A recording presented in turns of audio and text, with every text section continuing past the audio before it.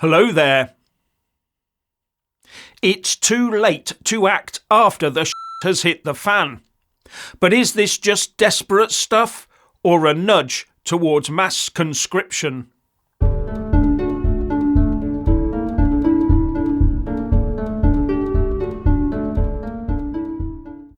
We've already had European military top brass calling for a mass change in society in order to prepare itself for a large conflict with the massed ranks of a resurgent Russian army.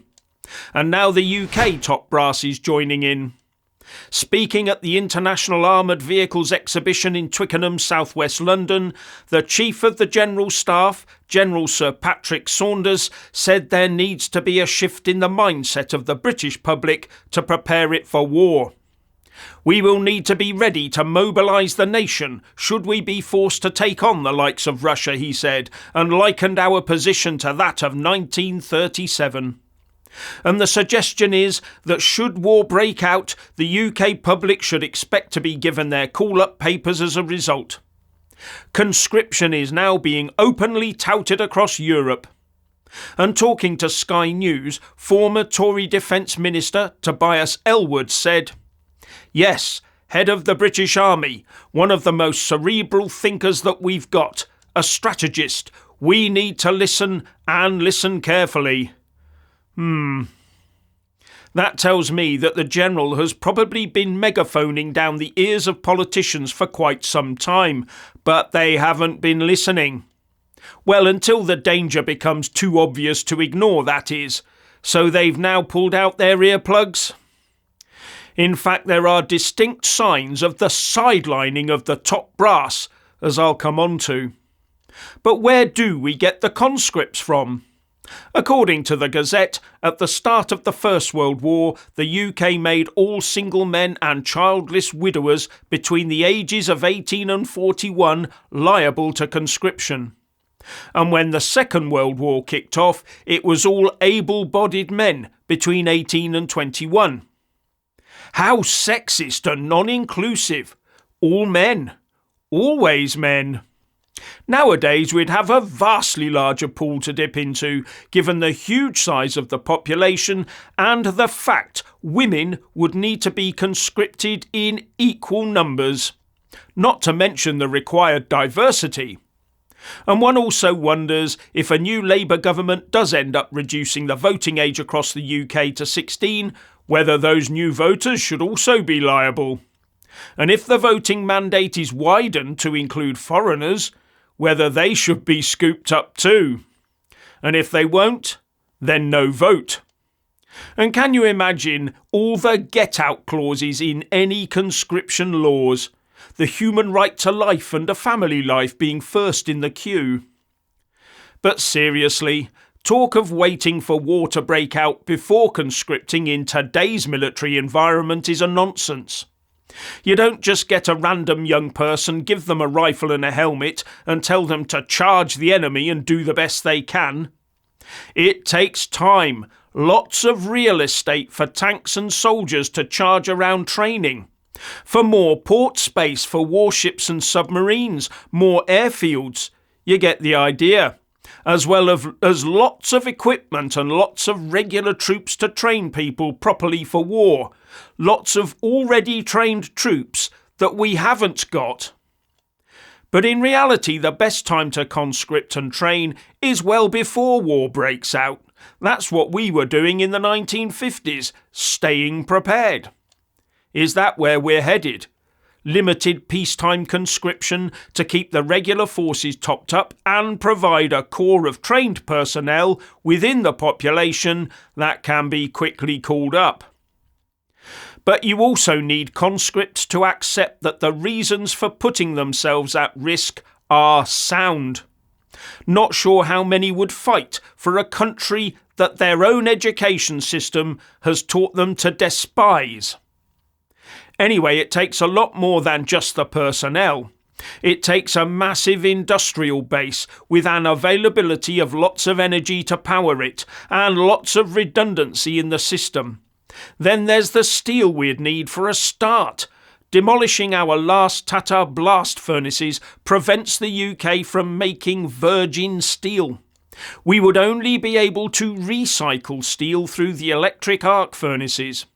We'd either need to import steel, lots of it, or recycle all the steel we could find in the UK to make our weapons. And how about an independent satellite targeting system? It appears to me that the General is talking more about this total national response to a growing threat than just conscription when it all kicks off. Anyway, General Saunders has been very critical of the shortage of regular and reserve personnel and the lack of assets, saying, "Our procurement record has been poor and our land industrial base has withered." And he's also said that some of our armoured vehicles are rotary dial telephones in an iPhone age. So as far as I can tell, the only people our politicians have been listening to are the bean counters and the woke establishment clowns who want to dismantle the nation and replace it with a socialist world power. It sounds to me like our top military brass have been kept firmly out of the military decision-making process. Their previous warnings have been discarded because the politicians know best. In fact, there had been talk last year that General Saunders was being pushed out of his position early, or even that he could resign in protest over all these defence cuts.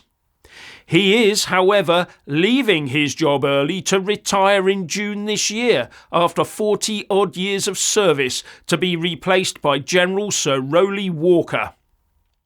Maybe he saw this as his time to tell us what he's really thinking. Now, to be fair, it is the job of the top brass to keep pestering those that hold the power and the purse strings to try and get them to give them more personnel and better equipment. So a few dire warnings wouldn't go amiss, would they? Just think how successful that's been where the pandemic and net zero has been involved. The jibby-jabbers and eco-loons have managed to milk us of billions with all their pronouncements of upcoming doom, haven't they? And a serving general warning of possible conscription might get the ministers to boost army numbers and defence spending, so as to put that prospect back in the cupboard, as conscription is probably not a vote winner. Anyway, Tobias Ellwood continued with, "We've been too complacent, and I think I've said this many times with you. What's coming over the horizon should shock us, it should worry us, and we are not prepared. We've had a couple of decades, 3 decades or so since the Cold War. Life has gone well." Yes, it has. We've used all the money that should have been spent on the insurance policy of a comprehensive set of armed forces. You know, the "if you want peace, prepare for war" money. That has been splurged on trying to please everyone else on the planet. To the point where, as he says, life has gone well, but not so much for the ordinary Brit. Just look around you at the state of our nation and its infrastructure. Tobias Ellwood also said, "It's now going to get more difficult as authoritarian states exploit our timidity, our perhaps reluctance to really put fires out. And the best example of that is democracy on the corner of Eastern Europe, that in its 3rd year is in conflict, and we've not resolved that." Well, short of putting UK or NATO boots on the ground in Ukraine, that conflict is going to drag on in some form or another until Putin or his successor takes most or all of Ukraine, or Russia is comprehensively beaten by Ukraine with Western weaponry.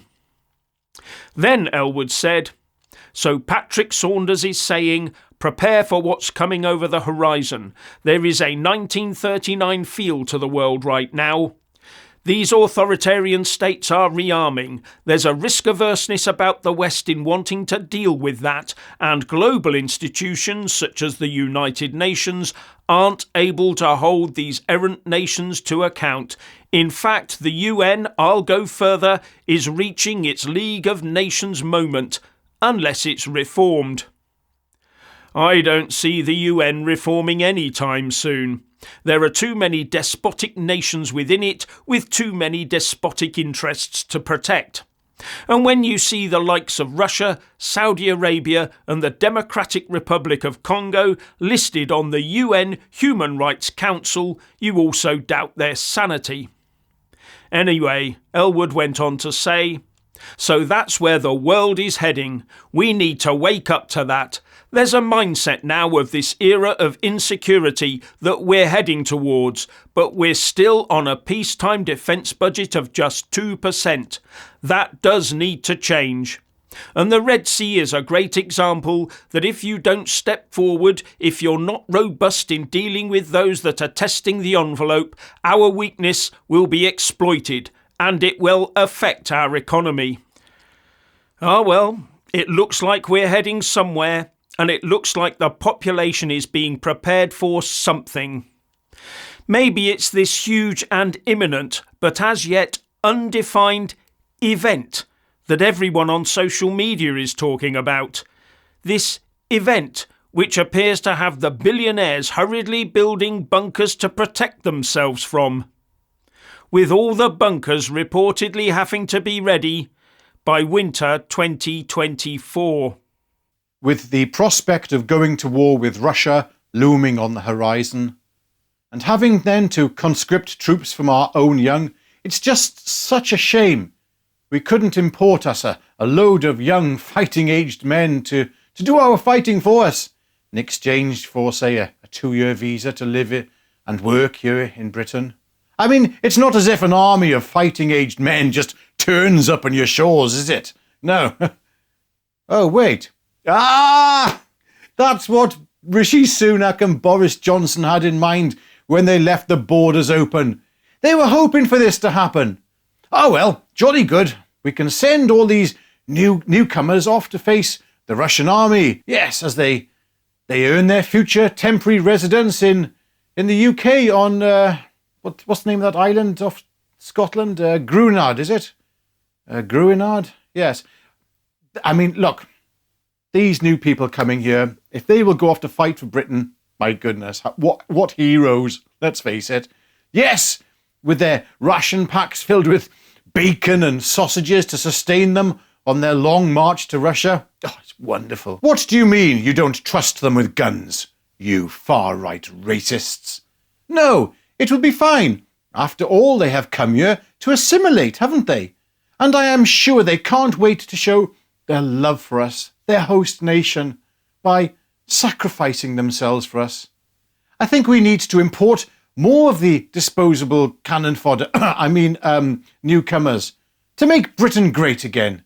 And that brings me on to the matter of our so-called border force, which has decided that putting on a boat taxi service to encourage illegal smugglers and, to bring more illegally smuggled people into the UK, they think it's a good idea. This is our border force, and an excellent way of spending taxpayers' money. It is quite clear now for all to see that our unelected Prime Minister, Rishi Sunak, and the Tories, they all just desperately want these people to cross illegally or legally to our country, or rather what's left of our country. Otherwise, the problem would have gone away and it would have been firmly dealt with. But to be honest with you, it's our fault. Yes, you and I pay our taxes, comply with the rule of law, and thus support the mass immigration of persons unknown into Britain. We have surrendered everything, and if we pay to support the system that hates us, we are equally culpable. Oh, and if those Tories who are kicking up a stink about Sunak's failures over immigration were genuinely disgusted, they would have jumped ship by now. Excuse the pun, jump ship.